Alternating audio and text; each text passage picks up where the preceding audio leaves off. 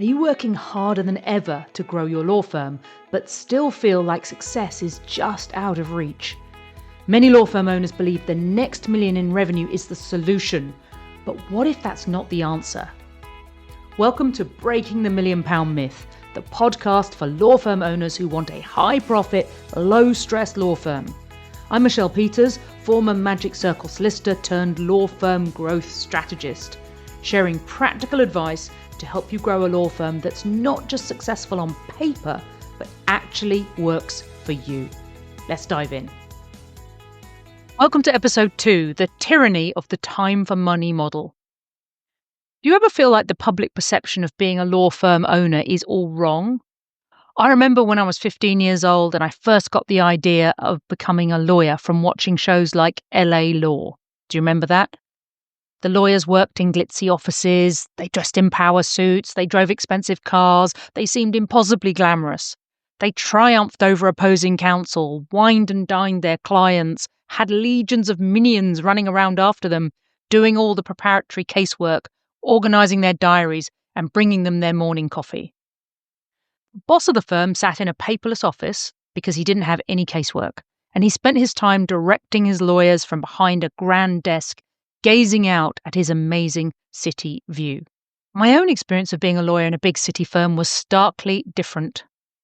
Long hours, little client contact, definitely no glamorous lunches, sitting in my small office with my back to the window, meaning I missed out on the views. I sometimes felt like the equivalent of a battery hen, pushing out completed work instead of eggs. And when I calculated the number of hours I worked compared to my salary, whilst the headline rate was good, at one stage I calculated I'd be earning the same effectively hourly rate if I worked at McDonald's. I understand why many lawyers choose to set up their own law firm rather than do all that hard work for someone else. They want to work for their own benefit, on their own terms, and keep a bigger share of the profit that's generated. That makes total sense. In my own experience of over 14 years of working with the owners of small law firms, I've seen that the transition from lawyer to law firm only rarely brings these freedoms.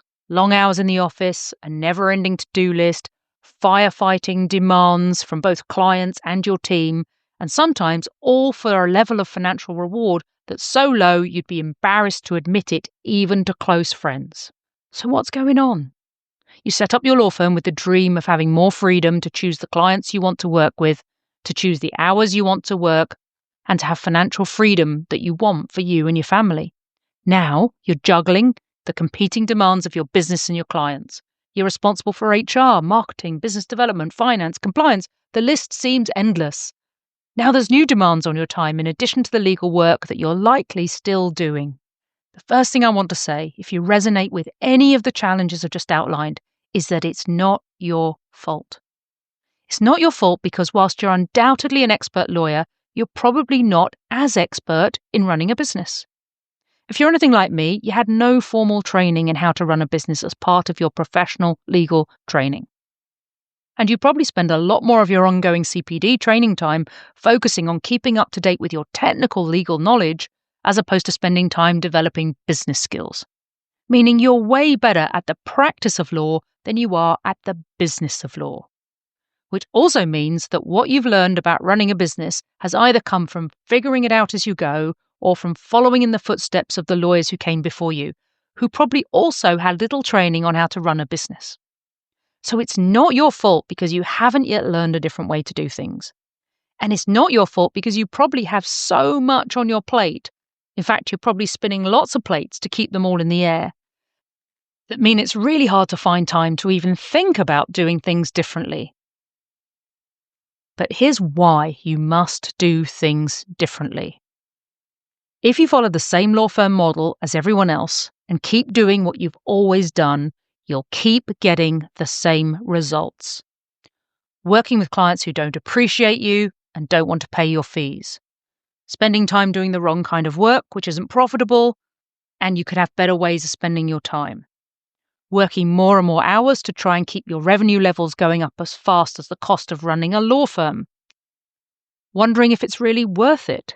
Is it worth all the time, money, and effort you're putting into running your law firm, especially when you take into account your level of legal expertise and experience? when you compare it to the financial rewards you get and how much freedom you really have. You were sold a dream about what it was like to run your own law firm, and the dream was wrong. But the dream of having the freedom to work with only the clients you want to work with, to work the hours you want to choose, and to have the financial freedom you deserve is possible. You just need to do things differently. We know from Einstein that insanity is doing the same thing over and over and expecting different results. But what exactly does doing things differently really mean? Well, the key is to understand that law firm growth is a journey. And for any journey, we need to understand three things. Firstly, the results you want.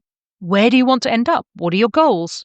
As we covered in episode 1, your goals shouldn't be just about thinking about your next million in revenue. It should be about generating the right level of profit and also about achieving the freedom you want. Number 2, your current reality. Where are you starting from? How far away are you from where you want to go? This shows you the scope of the journey ahead. And then number 3, your roadblocks. What's standing in the way or slowing you down from reaching your goals? And therefore, what do you need to work on to get to your goals? I think a lot of law firm owners understand these 3 elements already, but most don't spend enough time looking at number 3, the roadblocks.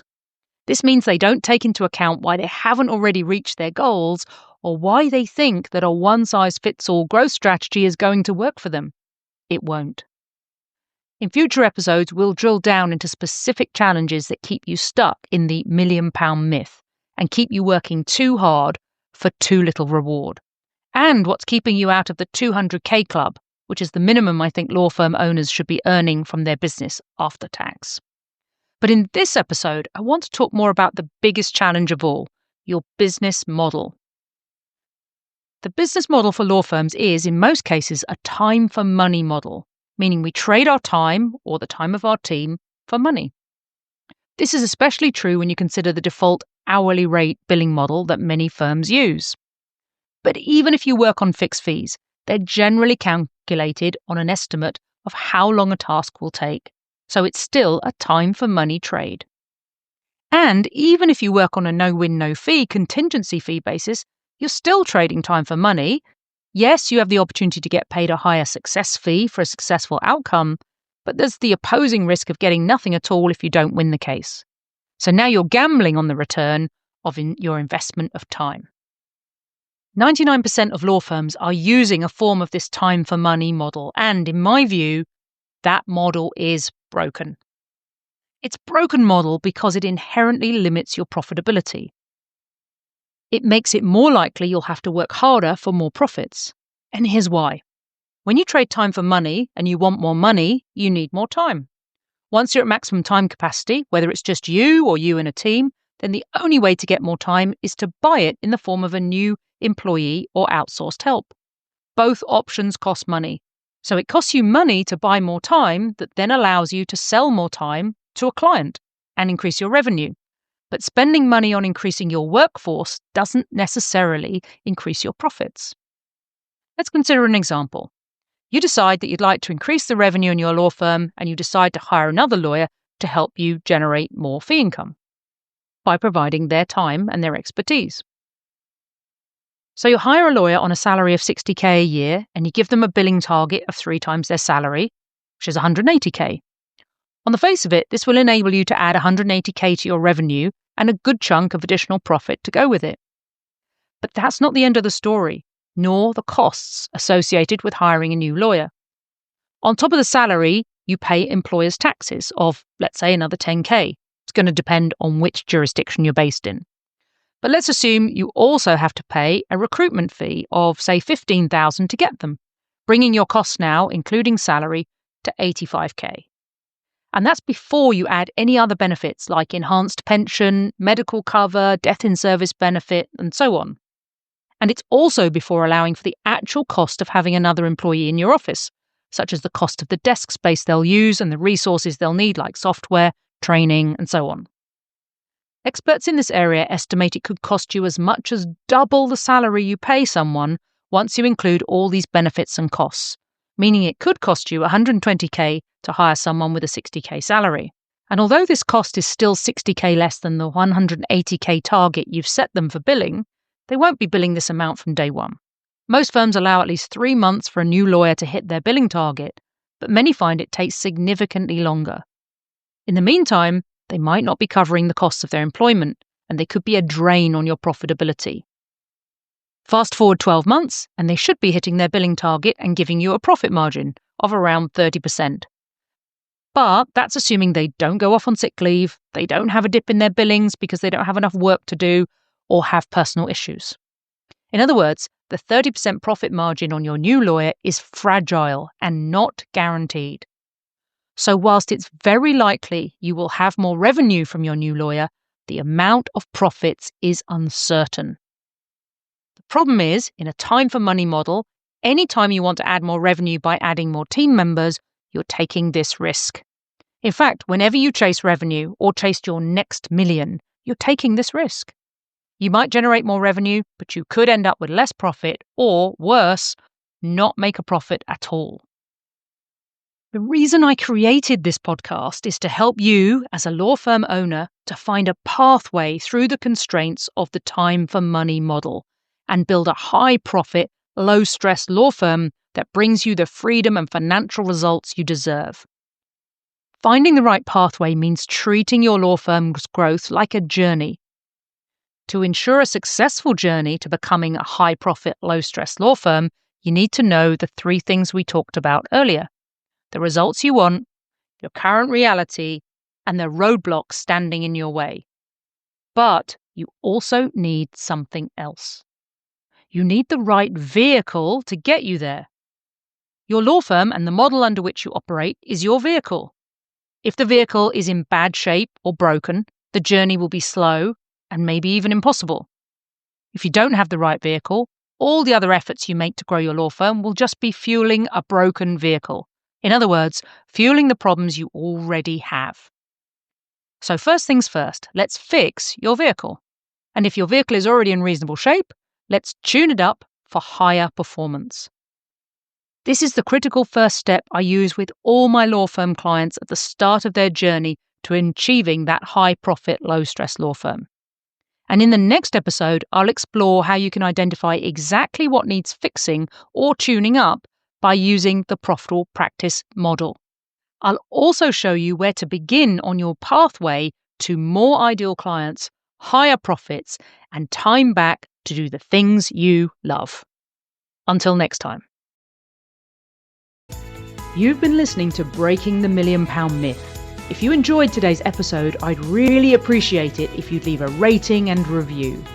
And you can discover more proven strategies for profitable law firm growth at www.thebusinessinstructor.com. Hey, we've already rolled the credits, but you're still here, so I'm guessing you're looking for something else. Well, here's my top tips about what to do next. First, do what I recommended in that episode, because ideas don't change things, action changes things. Second, please like and subscribe to my podcast so I know you like it and I'm encouraged to make more episodes for you. I'd love to do that. And thirdly, if you'd like to continue the conversation that I started in this episode, then leave a comment below and I'll reply to you there. And lastly, if you've done all those things already, then now's the time to take a break and go and do something fun. You deserve it. And in my case, I might just go and get a glass of that.